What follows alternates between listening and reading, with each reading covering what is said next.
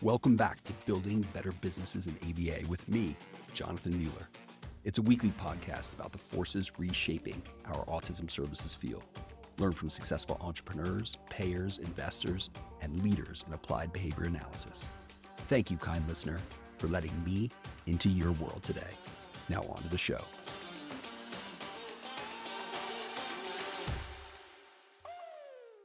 Dr. Bryant Silbaugh has been in the ABA field since 2008. He specializes in the assessment and treatment of autism and pediatric feeding disorders. He's a former assistant professor of special education and past president of the Pediatric Feeding Disorders Special Interest Group of the Texas Association for Behavior Analysis. He's now at the New Beginnings Academy in San Antonio, Texas, and Bryant is also a Muay Thai practitioner. Bryant, welcome to the pod, man. Hey, Jonathan, thank you for inviting me. It's a pleasure to speak with you today. It's a pleasure to have this conversation. I really want to dive deep on quality. This is like such a hot topic in our field now, but it's also like one of those things that just people don't really know what to talk about. There's lots of disagreement. And you've literally written and done research on this. I mean, some of your background, Brian, is research that focuses on variables that influence ABA service delivery quality, especially like the interactions between quality, culture, and clinical outcomes. And in fact, in 2021, you wrote a research paper with Dr. Robbie Al-Fattal on exploring quality in the applied behavior analysis service delivery industry. What did you learn about quality in our field?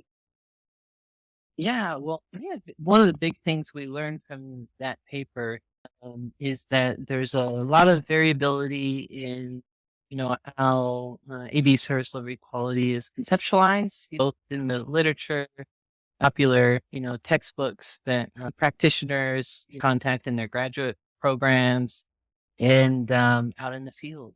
Doesn't seem to be a consensus definition of, what ABA service delivery quality is, how to operationally define it, how to measure it, influence quality, and so forth. So without, being able to define quality, measure it, assess it, we can't apply our tools or tools even from other disciplines to experimentally evaluate or determine, if you will, what are the variables that are influencing service delivery quality, and how do you focus on those within your organization to promote quality service. Which is so crazy to me because, and I've only been in the field for a little over 10 years now, so I've got nothing on you, and our science has been around forever. One of the things I know we do so well are things like operational definitions, right? We get really clear and precise when we're talking about goals and behaviors and skills. So what does this come back to? Why is it so hard to conceptualize quality? Is this the idea, sort of the criticism from outside the field that, oh, you're not randomized clinical trials, you're single subject design? Is it something else? Like what's going on?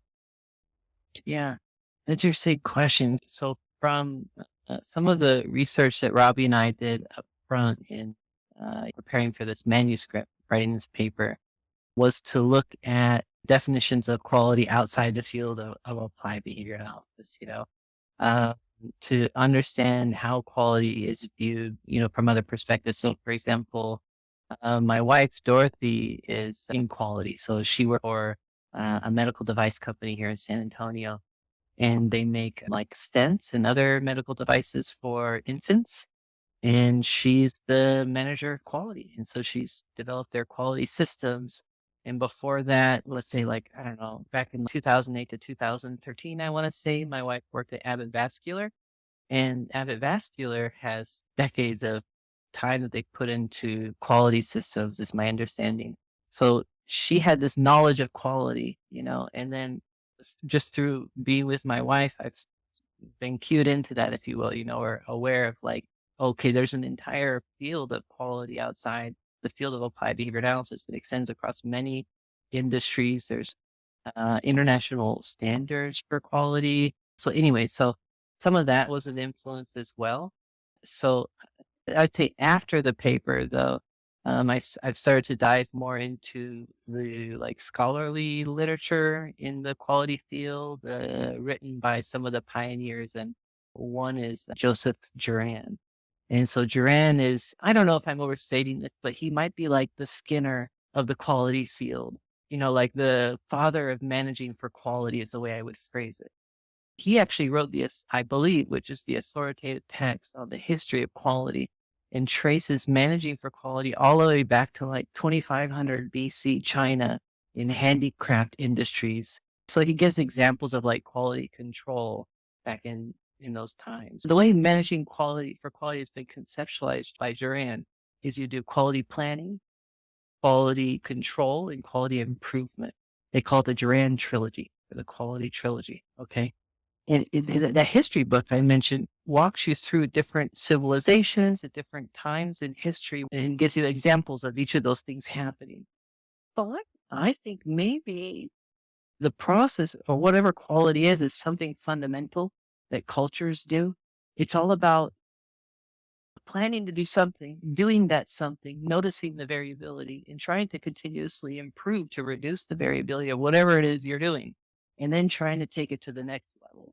But ultimately, I think because it may be something fundamental and it's been around for thousands of years, there's been so many different ways to talk about it that defining it hasn't been hard for behavior analysts. It's been hard for everybody. This is enlightening. I'll drop a link in the show notes to that book, that Joseph Sure. Duran, Father of Managing for Quality. But I love this idea of the trifecta: quality planning, quality control, quality improvement. Bryant, what comes Yeah. to my mind, if you think back to the 60s, 70s, 80s in like Japan, I think that's where the Six Sigma sort of manufacturing process, which essentially was like managing to minimize defects. Yeah. So at a 99.9999% success rate, you are going to produce this widget in the right way, right? So Yes. like that's really powerful. That's powerful in the manufacturing context. Does that have a place in ABA? Oh, excellent question. And Duran was one of the pioneers who went over to Japan and helped them initially develop or sort of occasioned a paradigm shift, you will, in how Japanese manufacturing overcame what was perceived as like really shoddy industrial, products to being the world's leader in quality. And absolutely, man. Yeah, I think it has a place. That's an excellent question. It's something that I have so little time to work on this. So I really work hard to carve out in the middle of the night time to think about this question because it's a paper I want to write. And I think, yes, I think in service delivery, I think you can apply this trilogy. So I'll relate it back to the quality paper that Robbie and I wrote. And so in there, we defined ABA service delivery quality. Okay. And we defined it at the organizational level. And so we defined it as the extent to which an organization's ABA products, services, and outcomes meet standards determined by professionals and consumers over time in response to changes in the receiving system while maximizing the financial health of the organization. I talk about it as like a ASDQ or ABA service delivery quality framework. It's just a way of looking at the world to behave, let's say, more effectively with respect to certain problems. So the framework isn't right or wrong per se. It's just a way of thinking. And so within this framework, we're thinking of quality at the organizational level is, are you meeting your professional and consumer standards and benchmarks that your organization set? Do you have strong financial health or organizational health? That's not profit. It's much broader than that. And are you able to maintain those standards over time in response to threats to the organization? Okay, things that happen that compromise revenue streams and so forth, that introduce variability and talent acquisition or retention or revenue streams, et cetera, things that the organization wants and needs to keep growing and thriving. And we looked at it at the cultural level. So we just said, hey, just like behavior is selected by consequences, organizations are selected by cultural consequences. So let's bring it back to that trilogy thing. So imagine you have an organization that's trying to meet these quality standards. And by setting standards, right, in operationally defining them, measuring them, you can use change initiatives within the organization to start objectively, verifiably improving quality over time. And gosh, maybe the way to do that is maybe applying this trilogy idea where it's like planning for quality might mean that you are designing processes, clinical or operational processes in advance. You're setting a standard in a benchmark. And then once you've planned for a high quality process, operational or clinical process, then you collect data on key performance indicators, some measurement of what is the result of this process, the process of supervision, an intake process, an assessment process, a scheduling process, I don't know, parent training process. We could go on and on, come up with all the processes you want. But if you can measure the outcome of those processes, and now you have a quantity you could compare to a benchmark, like a standard your organization set. Now you can start to control for quality by measuring that, looking at the variables that are impacting that operational or clinical process, trying to shrink the variability, get that KPI to exceed your benchmark. And once it exceeds your benchmark and you can maintain that, then it might be time to say, we have met our standard, but maybe someone around here has a really good idea for tweaking this in a way that's going to take it next level. And we're going to do this in a way that's better than ever before. That's the improvement part. I like this idea because you distinguish between the maximal performance of a process is not quality control. It's quality improvement. The quality control is just demonstrating that you implemented the quality plan successfully. Bryant, dude, you're so singing from the same sheet of music right now as you're describing this quality framework and thinking about telescoping out and thinking about it really holistically. But our field, I'm sure you get pushback because when most people hear quality, what do they think? Clinical quality, right? Yeah.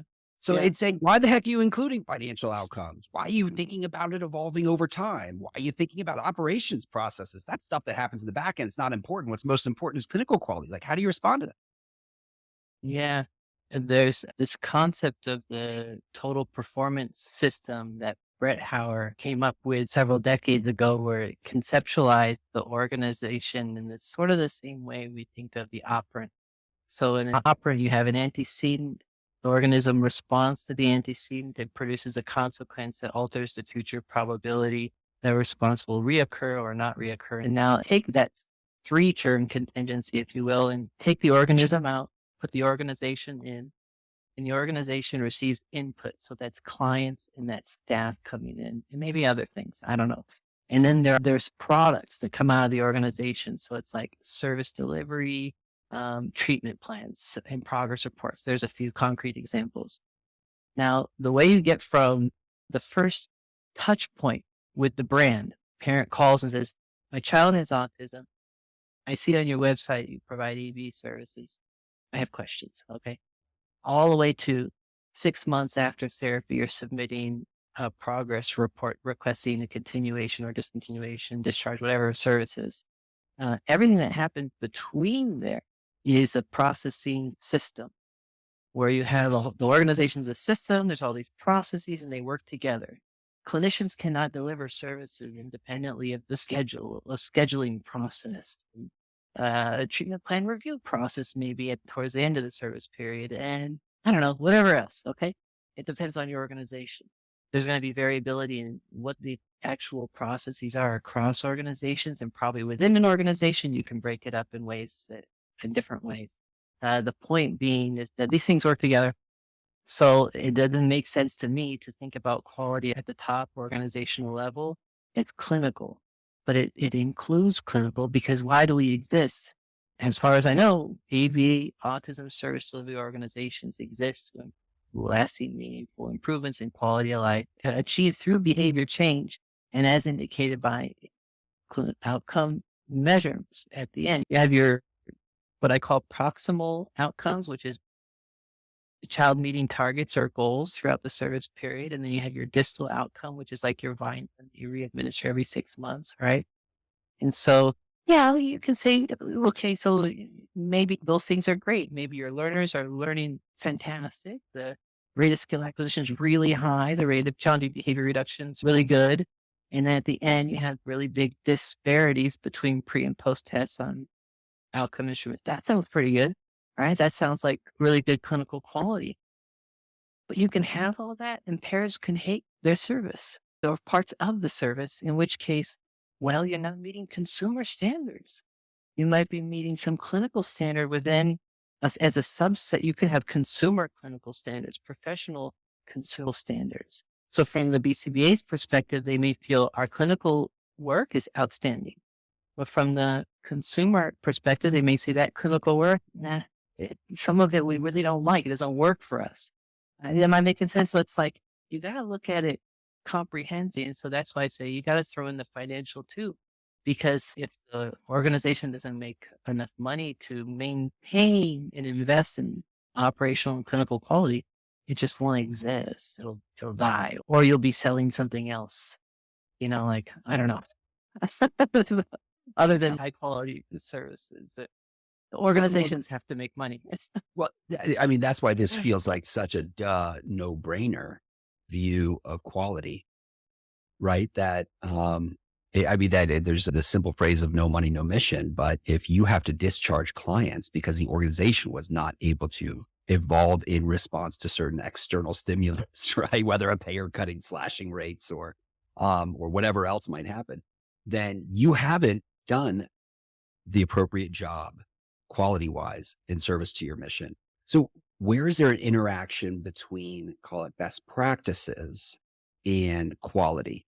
And part of where I'm coming from on here, I don't think there's like silver bullet answers to this, but there are accreditations that exist. For example, CASP and the ACQ or BHCOE accreditation, which we are super passionate about at Ascend and have been through voluntarily many times. And that's sort of like that checklist of, best practices that you need to do. But how does accreditation / best practices interact with quality? Man, good question. So I'll admit that I am not an expert on these topics, but I am a student. I am learning. So I can share my thoughts on the topic. But you asked about accreditations and best practices. And what was the third one? It was interaction between best practices, accreditation, and And quality. quality. Okay.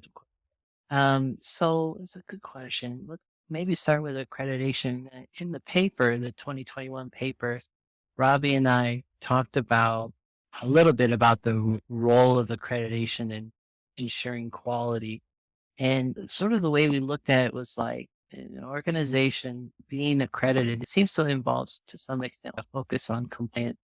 And because I'm not an expert, I've never been through an audit for accreditation. Okay, so I lack that real world experience that Robbie actually had he brought to our paper. It's like, it seems that organizations may be held to in an accreditation process are really about building the business and necessary things like, do you have treatment plans? Do you have a employee handbook? Do you have a parent handbook? Do you have some basic policies and procedures and so forth? And so there's a compliance aspect of it. And we've separated that from quality, where quality isn't really about complying with some policy or procedure. Outside of the ABA field, I think the focus is on meeting or exceeding customers' expectations. And so, I mean, you could probably be non-compliant with some things in an accreditation process, but really exceeding customers' expectations. I can imagine this happening. So, or you could be measuring things that you think are representative of clinical quality, but you're not in compliance with other things in operations. I don't know. I'm just kind of making that up to make the point that seems to be a distinction between compliance and quality in that way. In terms of best practices, the way I think about this, I'll say like clinical best practices. I think what the term best practices implied is these are the things you should do to offer the biggest clinical benefit, right? So earlier I talked how, you take a client from intake to reassessment 6 months later in their first service period, and you have proximal measures of clinical benefit and improvement by the behavior change, right? So they're meeting goals, mastering targets, and generalizing it, and so forth. And then if that happens, and that's really good, and those are appropriate goals and targets corresponding to real delays and deficits measured by the outcome assessment, like a Vineland or VB map or something else, then there should be a causal relation, right, between behavior change and clinical improvement as indicated by those assessments. Now, then the question has to become, wait, how do you achieve those proximal gains on a day-to-day basis, moment to moment, day to day? How are you doing that? Best practices, okay, supposed best clinical practices. I think it implies there's a causal relationship between what the practitioner is doing moment to moment during discrete trial training or natural environment teaching, and their progress in the short term and progress in the long term. I think there's an opportunity to advance a more empirical understanding of AB service delivery quality by, uh, for example, an organization adopting certain best practices and, let's say, an instructional format like discrete trial training. Okay, so at New Beginnings Academy, where I'm a clinical supervisor right now, we're developing a set of DTT fundamentals, we call them. It's not even best practices. Okay, it's just fundamentals. If you're a new RBT, what do you need to be doing to implement discrete trial training? Okay, and then there's another layer. Like if you master that, then let's talk about best practices in discrete trial, which is a little bit more sophisticated and harder for an RBT to do. But I imagine you could promote quality by, let's say you have your fundamentals checklist and you have your supervisors periodically on a weekly basis observing RBTs, running the checklist, giving the RBT feedback and say, on this checklist, you scored 85%. Okay. On these DTT fundamentals. And here's where you can improve. Here's a suggestion. All right, let's try again. Run the checklist, see if there's improvement and so forth. I think that's quality control. I think quality planning is where you came up with the DTT fundamentals. You made a data sheet. You developed a process. You implement the process for assessing the implementation of DTT fundamentals. And quality control is observing the variability in the scores on those checklists week to week.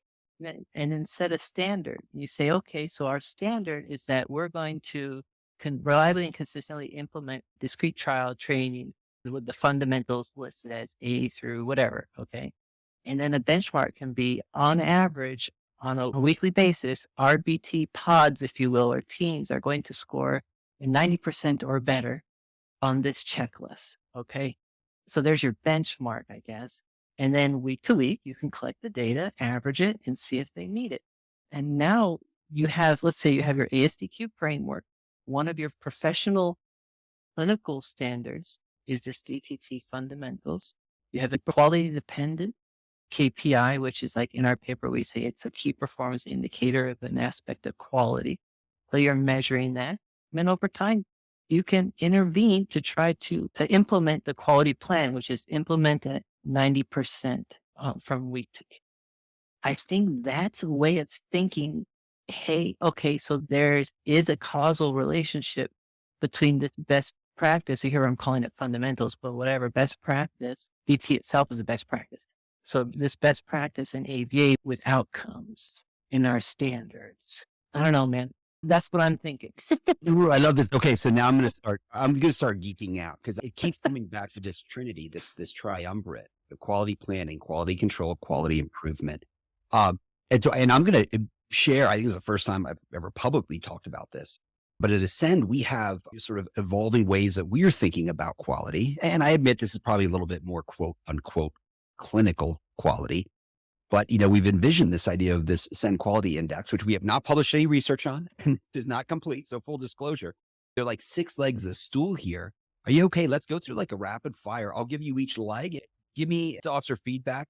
And at the end, we'll talk about how well does this conform to this triumvirate, or what else may be added. Sound good? Okay. So so the first one is, I think, pretty easy to conceptualize: clinical process metrics, right? Just more broadly process metrics, things like, time it takes to get a kiddo into intake, treatment integrity check scores, percentage of supervision. All right. Okay. With me so far? Yes. A next leg of that stool is client rate of learning. And here's and full disclosure, most people know I am not a behavior analyst. I am not nearly smart to be. But the second is around client rate of learning. And that is, based on a diagnosis and kids' cognitive abilities, et cetera. We have all different rates of learners. I mean, as human beings, people learn at different rates.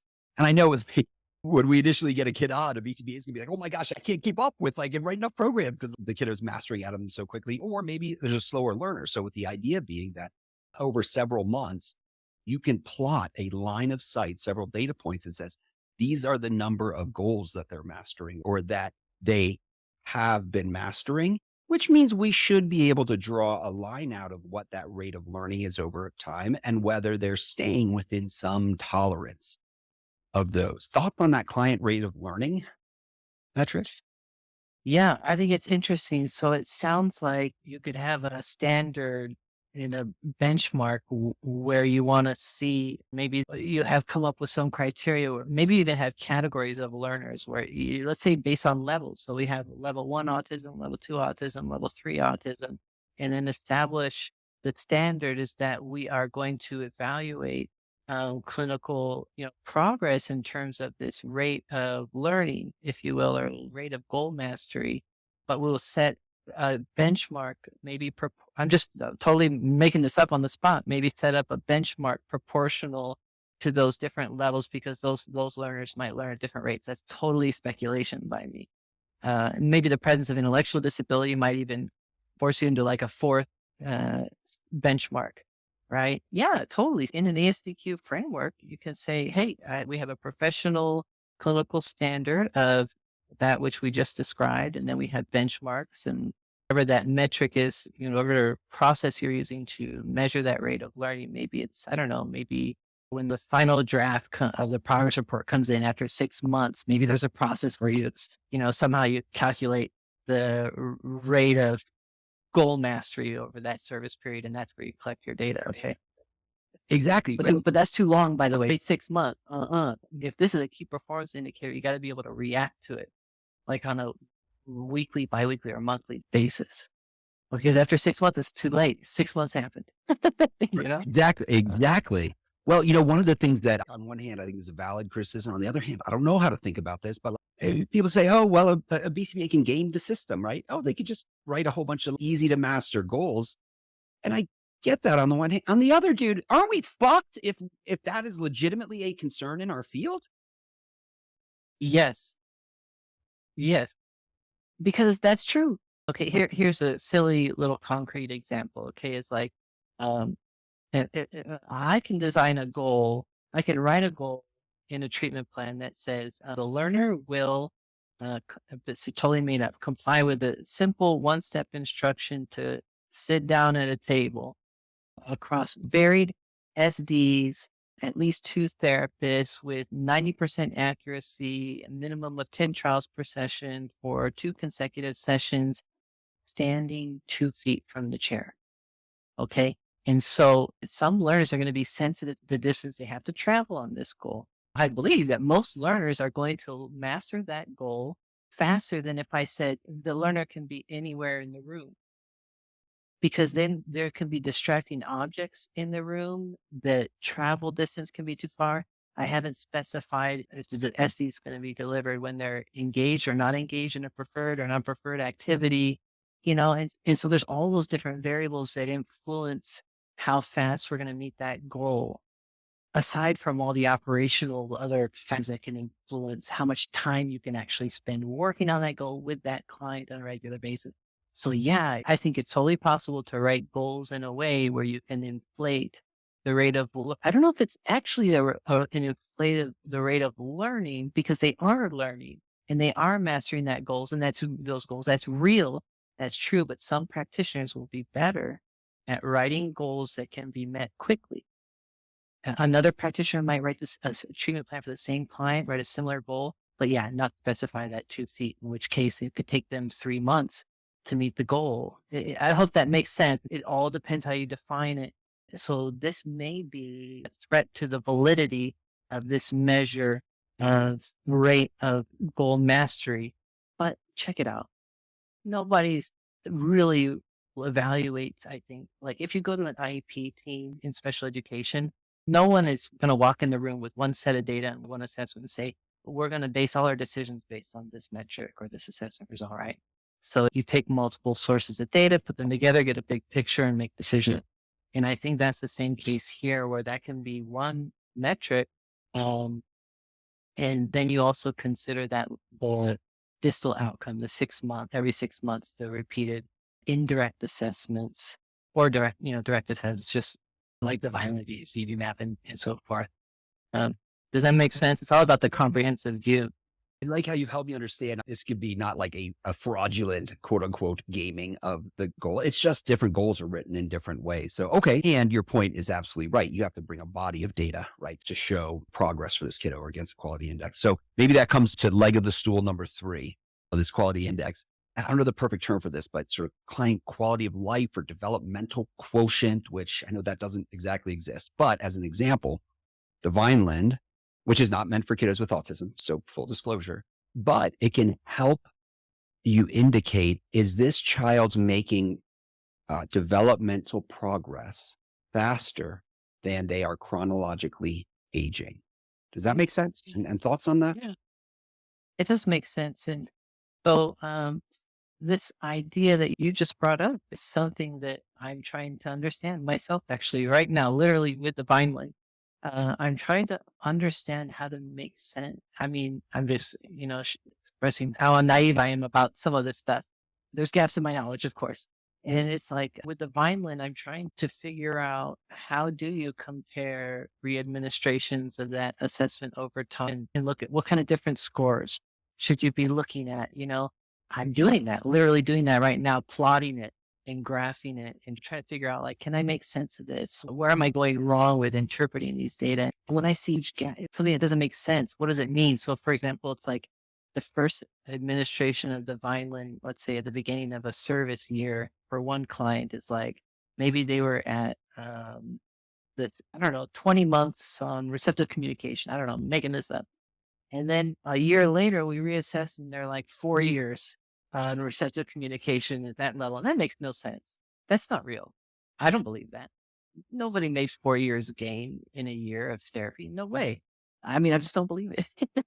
And so then the question is like, okay, so there's going to be variability, in the assessment. And I guess you need a lot of kids to sort of, I don't know even if I'm going anywhere with this, but I think, I would just say it's complicated, man. I don't have answers, but I think it makes sense to try to figure that out as a metric, as the difference score, because we want bigger differences, but we want them to be real, right?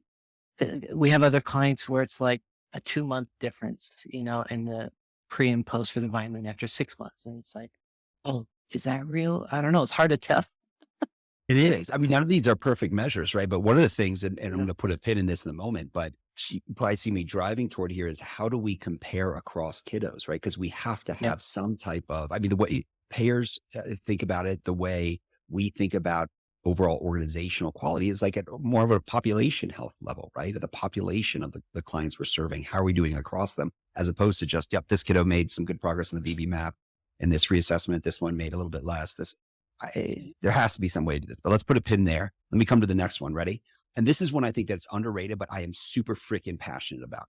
And that's family quality of life. So as an example, parenting stress index, so we use the PSI 4 and administer that at certain points. And that's not perfect, right? Because there could be anything that's happening when you're administering it and that some of the parents going through that might make them more or less stressed.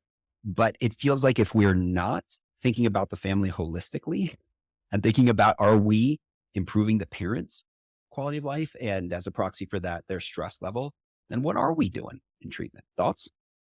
Yeah, yeah, that's super important. And yeah, I think that's wonderful. And I think ICHOM, I forget exactly what the acronym means, but ICHOM is an organization that's promoting standardization and like health outcomes measurement. And Ivy Chong at the May Institute led the development, I believe, of the standard set, which I think included at least one quality of life metric. I think that's super important and should inform treatment as well.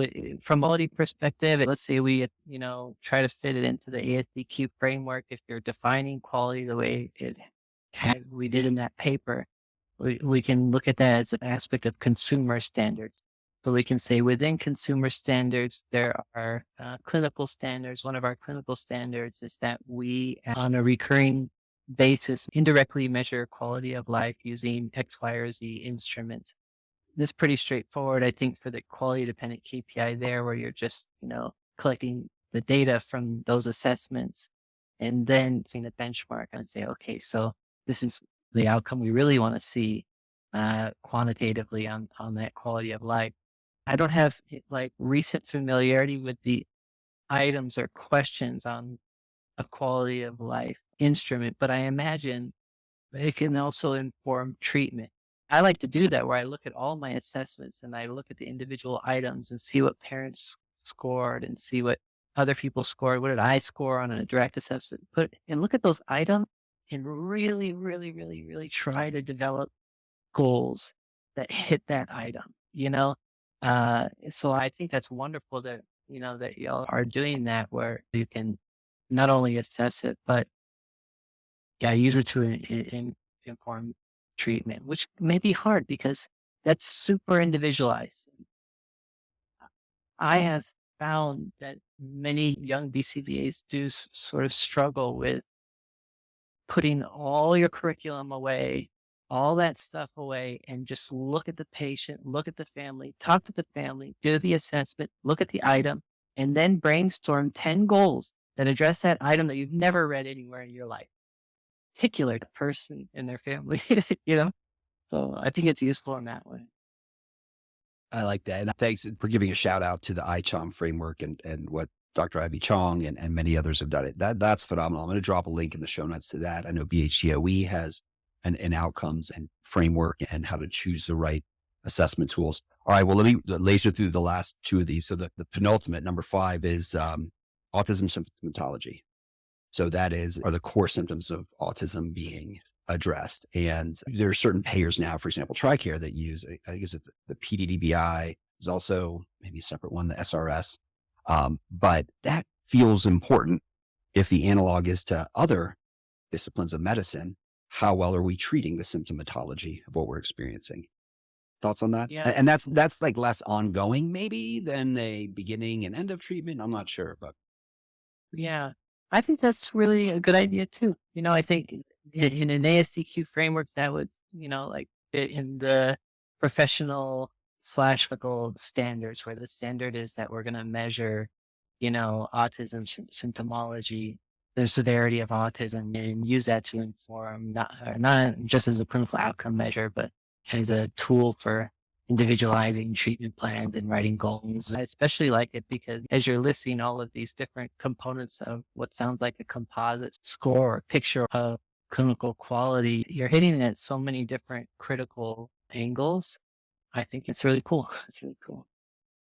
we'll see. Well, but the last one, and this is evolving, but I recently spoke with a payer who made this phenomenally important point, and that is employee turnover is a proxy for continuity of care. So think about the mind blowing power of this. That is, especially that payers are thinking about when your employees turn over, that directly impacts clinical quality. I think a lot of ABA providers would think about that. Oh, that's a turnover issue, right? And sure, it is bad. And maybe the care doesn't make more progress, but there's like a one-to-one tie in gaps in service delivery. And so some type of measure, whether it's employee satisfaction scores or employee net promoter score, I mean, there are lots of frameworks out there for it, feel important for reducing that proxy turnover, improving retention, and making sure that continuity of care is less of an issue. Yeah, that's an excellent point. Oh, for sure. Yeah. Yeah, because it can take just someone who's never been in the AB field. They find an AB agency and they're learning how to be a technician. I always tell everybody the first 3 months of me being a technician were embarrassing because I was just terrible, absolutely terrible. And luckily, I was employed with an organization that was very committed to training me. And even though it was hard and to make sure I was good at my job. But for those 3 months, I probably was disrupting clinical quality on my cases because I'm not delivering like someone else who's been in our fully trained and implementing those DTT fundamentals and DTT best practices, for example, with consistently high levels. And so, yeah, you can expect that if you have a high turnover and you keep hiring new RBTs, and maybe it's not such an issue if you're hiring seasoned RBTs, experienced RBTs, maybe turnover isn't such an issue. But if the turnover is resulting in you hiring a lot of new people and training them for the first time, and yeah, I could definitely see that it's like adversely impacting clinical quality. But if you sort of do some of the quality planning in advance, develop those fundamentals, best practices, not just discrete trial, but everything that the RBT needs to do clinically.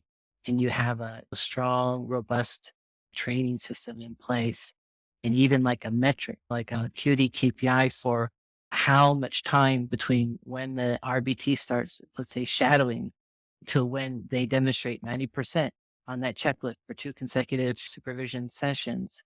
Maybe that's a metric you could use to control for the adverse impact of turnover on quality. Or maybe, ooh, here's an idea.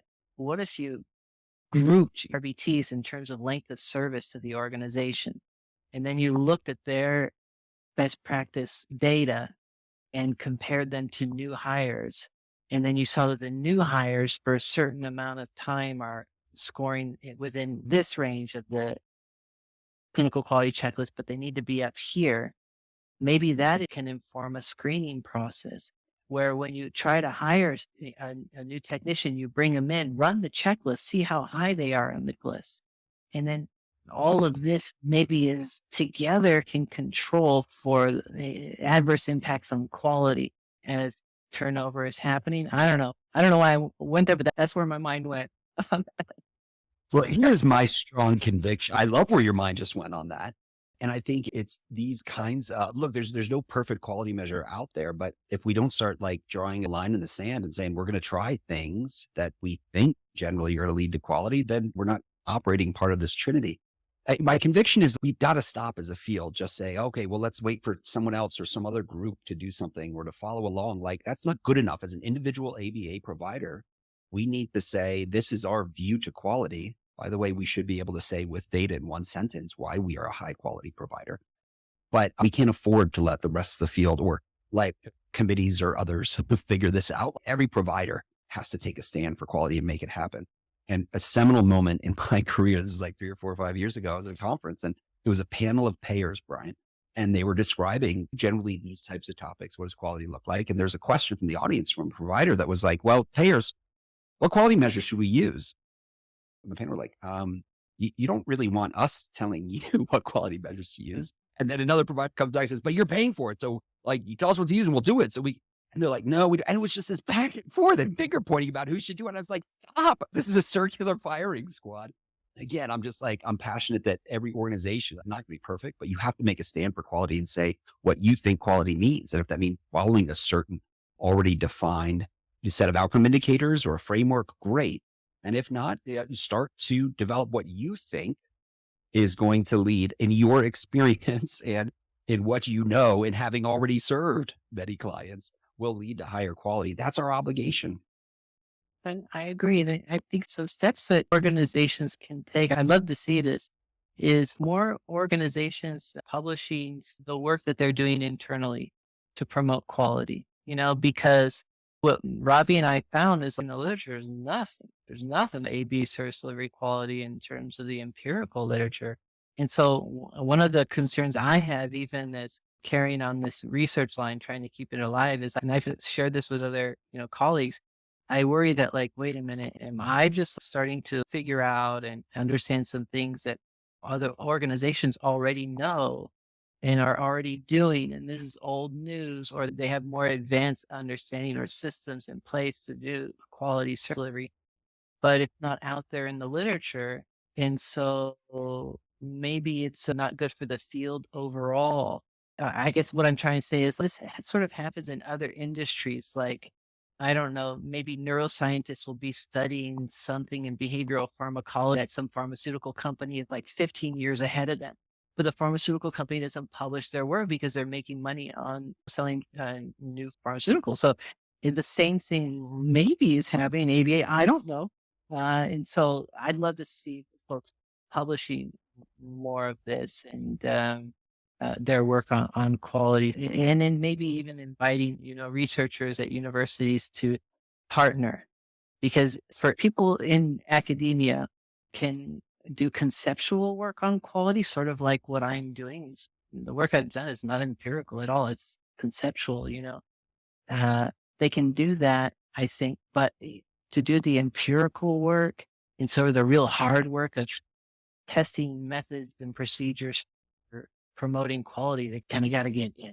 to the organization, at every level and partner. So I don't know if that's true, but that seems to be one way where we can advance this is organizations are more willing to publish research on their quality, their approach to quality, and partnering with universities to advance the science of behavioral quality, if you will. Like, how do you apply principles of behavior to evaluating variables that impact AB service delivery quality, at least in the autism, you know, industry? Oh, I love it, Bryant. Okay, so I'm going to co-op. My next question is going to be, what's every one thing every ABA organization should start and stop doing? Is it okay if I co-op start publishing, whether it's just internal, right, or that's okay, or external, and seek out partnerships with universities to publish on quality to add to the body of literature? Does that sound like a worthwhile start doing? Absolutely. I love it. Okay, what should ABA providers stop doing? Oh gosh, closely related to this is if organizations are able to invest a lot of time and resources into developing their quality systems to start publicizing their quality metrics, their data on quality, and compete with other organizations on quality, not patients in talent acquisition, like financially. Stop competing financially with other organizations trying to pay clinical supervisors more than your competition or trying to, I don't know, offer things that are more attractive to families and instead compete on quality where I imagine a world that's like this. It's like if you're a BCBA and you're interviewing for a clinical supervisor job, right? A lot of the questions are focused on your knowledge, skills, and abilities, right? As you're trying to get that job. And maybe you'll ask a few questions on organizational culture or the job requirements or something like that. But here's the future. I love to see it. Is that in an interview, BCBAs go in and they say, can you tell me about the systems and processes you have in place that are going to enable me to deliver really high quality services? Because that's what I want to do here. And so then you flip it and it's like the organization needs to compete and say, I'm not going to pay you $100,000, but I'm going to right now tell you 3 systems that we use. And here's 3 metrics and our BCBAs are crushing it. And look how awesome their clients are doing. You can do that too. Come join us. Oh, that is so beautiful. That is, let your quality data speak for itself and compete on quality, not on paying the extra buck or on doing something different and fancy to acquire the next client. That is powerful, dude. Revolutionary, I might say, Brian. Brian, where can people find you online? Easiest to find me on LinkedIn or ResearchGate. Love it. All right, you ready for our hot take questions, dude? Yes. Bryant, you're on your deathbed. What's the one thing you want to be remembered for? Ooh. For being loyal and committed to my family. Love it. What's your most important self-care practice? Ooh, Muay Thai. Yeah, Muay Thai is like kickboxing and it's pretty intense. There's a lot of cardio involved. You get your butt kicked and that may not sound relaxing, but for me to go in and do some super high intensity Muay Thai training down the street and then walk away with bruises and a bruised rib and I'm limping. I'll tell you that the problem is my technique. I need to improve my technique and I won't walk away harmed. But if I'm like sweating and, like bruised, I had a good time and Muay Thai and I feel relaxed and I'm ready for the next day. That may sound weird, but it feels good. Not weird at all. But you flow thing, dude. I get it. What's your favorite song? Ooh, ooh, oh gosh. I'm gonna say it changes all the time. It depends on what my kids are having fun singing at the moment. So I'm gonna say it's like I like to move it, move it. It's a song from I think Madagascar or something like that. It's what my kids sing in the morning, so that's my current favorite song. I love it. I've got a good buddy from college, and a number of years ago, we were hanging out. His little boy was singing that song, but he couldn't say the V is a hard word, right? So he would just run around the house going, I like to moose it, moose it. I like to moose it, moose it. And he had to dance. Oh, it was unbelievable. So, shout out Dan Syfe, wherever you are. That's awesome. It was in Texas, not far from you, actually. Brian, what's one thing you tell your 18-year-old self? My 18-year-old self. I would say try not to bite off more than you can chew. When you have goals in mind, projects you want to pursue, make sure you take the time to break them down into their component parts and take one step at a time. I've been frustrated in my life in a few situations where I tried to take on too much all at once and didn't get the result I wanted, like in my career. So that's what I would say. 18-year-old Bryant, take it easy, slow it down step by step, man. If you could only wear one style of footwear, what would it be? It would be, in an ideal world, flip-flops. All day I'd be at the beach in flip-flops. I can't wear them on a regular basis in my life now, but if I could only wear one, pair of shoes, flip-flops. Well, Brian, thank you so much. This has been such a far-ranging and fun and mind-expanding conversation. High five, dude. That's all right. Hey, kind listener. Thanks for tuning in. If you like this episode, can you do me a favor? Give me a rating on your favorite podcast channel. It helps more values-aligned people like you find the pod. Till next time, peace.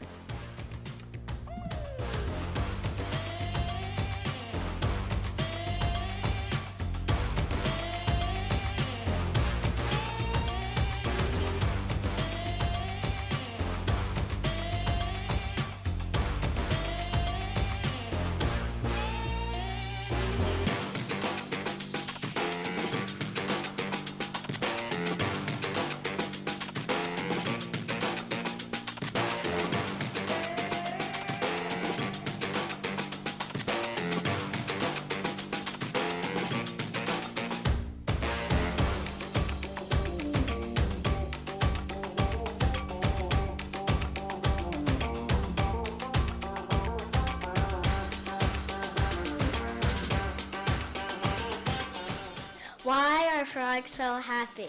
Because they get to eat whatever bugs them.